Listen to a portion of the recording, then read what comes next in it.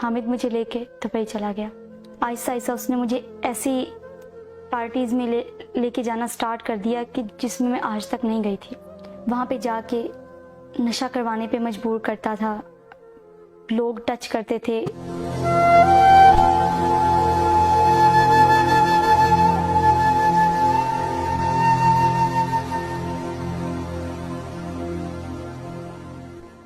मैंने हामिद को बोला ये सब मुझे नहीं पसंद। मेरे ये कहने पे उसने मुझे मारना स्टार्ट कर दिया और उसने आहिस्ता आहिस्ता मुझे जिस्म फरोशी पर लगा दिया। जैसे एक मामूल बन गया था मेरा, जैसे वो मेरे काम पेशा बन गया था कि सुबह मैंने जाना होता था अपनी और शाम को वापस आना होता था।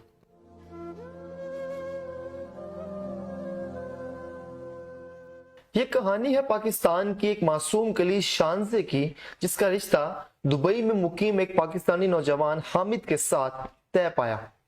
शादी से पहले शानजे के वालिदैन को बताया गया कि हामिद दुबई की एक मल्टीनेशनल कंपनी में जॉब करता है।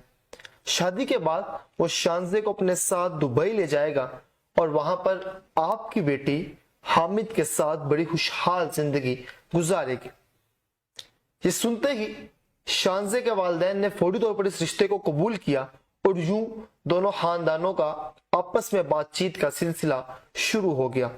3 माह बाद हामिद पाकिस्तान वापस आया और एक बड़ी सादा सी निकाह की रस्म के बाद वो शानजे को अपने साथ दुबई ले गया। लेकिन दुबई में शानजे के साथ ऐसा क्या सानिया पेश आया जिसने शानजे को तोड़ के रख दिया। आज की इस वीडियो में शानजे की कहानी मारिया की जुबानी आप सुनेंगे। मेरा नाम शानजे है और मैं एक गरीब घराने से ताल्लुक़ रखती थी और मैं अपने वालिदैन की इकलौती औलाद थी। मेरे वालिदैन का हमेशा से ख्वाब था कि हमारी बेटी किसी ऐसे घर में जाए जहाँ जाके वो राज करे। जो चीज़ें, जो ऐशो आराम हमें नहीं मिल पाया वो हमारी बेटी को मिले, और हर माँ बाप का ख्वाब होता है। कुछ दिन गुजरे, एक लड़के का रिश्ता आया। लड़के का नाम हामिद था। सुनने में आया वो दुबई में काम करता है और अच्छी सैलरी है उसकी। मेरे पेरेंट्स ने जब ये चीज़ सुनी तो उन्हें बहुत खुशी हुई। उन्होंने कोई वेरिफिकेशन नहीं की, उन्होंने शादी के लिए हामी भर दी। चट मंगनी पट ब्याह वाला काम हुआ क्योंकि देने के लिए कुछ नहीं था हमारे पास। लड़का आया 3 माह बाद और मेरे माँ बाप ने एक सिंपल सी निकाह की रस्म की और मुझे ब्याह दिया। हामिद मुझे लेके दुबई चला गया। शुरू के दिन बहुत अच्छे गुजरे और 5-6 दिन जैसे ही गुजरे उसके बाद आहिस्ता आहिस्ता चीज़ें ख़राब होना शुरू हो गई। ख़राब होने के साथ साथ एक वक्त ऐसा आया कि मैं परेशान हो गई कि मेरे साथ हो क्या रहा है। आहिस्ता आहिस्ता उसने मुझे ऐसी पार्टीज़ में लेके जाना स्टार्ट कर दिया कि जिसमें मैं आज तक नहीं गई थी, जो कि दुबई में होता है।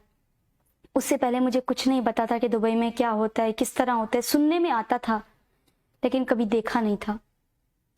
वहाँ पे जाके नशा करवाने पे मजबूर करता था, लोग टच करते थे, मुझे बहुत बुरा लगता था। मैंने हामिद को बोला ये सब मुझे नहीं पसंद। मैं एक हाउसवाइफ रह सकती हूँ लेकिन मैं बाहर ये गैदरिंग ज्वाइन नहीं कर सकती। मेरे ये कहने पे उसने मुझे मारना स्टार्ट कर दिया। जुल्म भी बर्दाश्त किए और किसी को बता भी नहीं सकती थी, डरती थी क्योंकि पराया मुल्क था, ना फ़ोन था, ना कोई अपना था वहाँ पे जिससे ये चीज़ें मैं शेयर करती। बाहर जाने से डरती थी, लोगों से बात करने से डरती थी कि जो मेरा महरम हो के मेरे साथ ये कर सकता है तो बाहर के लोग मेरे साथ क्या करेंगे।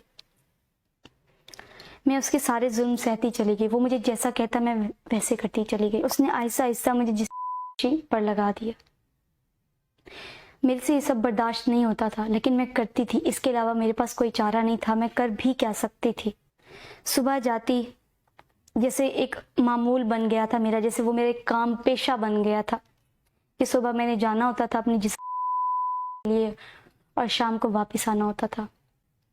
और हामिद उसी कमाई से घर भी चलाता था और अपने आप को भी फिट रखता था और लोगों को बताता था कि वो वहाँ पे एक बहुत ही अच्छी कंपनी में काम करता है और लाखों कमाता है, जबकि ऐसा नहीं था। आखिर कब तक वालिदैन पैसे की हवस में अपने बच्चों की जिंदगियां तबाह करते रहेंगे। ऐसा ही एक वाकया आज से करीबन 3 साल पहले देखने में आया जिसने पूरे पाकिस्तान को हिला के रख दिया था, जिसमें ये इंकशाफ हुआ कि चाइना के नौजवान पाकिस्तान में आकर झूठे मुसलमान होने का दावा करते हैं, पाकिस्तान की लड़कियों से निकाह करके उन्हें अपने साथ चाइना ले जाते हैं, वहां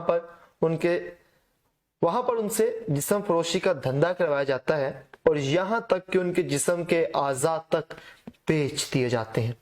जो कि पहला वाकया नहीं है, आज से पहले ऐसे मुतअद्दिद वाकयात हो चुके हैं जिसके बाद पाकिस्तान की कई बेटियों की इज्जतों को रौंदा गया है। मेरे जितने भी वालिदैन हैं उनसे हाथ जोड़ के अपील है कि आप जब भी अपनी बेटियों का कोई रिश्ता तय करते हैं तो सबसे पहले अच्छी तरह तहकीक किया करें।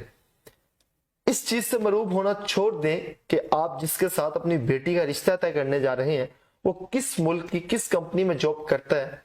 आप कम से कम ये तो जान लें कि क्या वो इंसान इस काबिल है कि आपकी बेटी उसके साथ अपनी जिंदगी गुजार सके। शायद कि तेरे दिल में उतर जाए मेरी बात। अपना बहुत सारा ख्याल रखिएगा। मुझे दीजिए इजाजत। अल्लाह ने के बाद।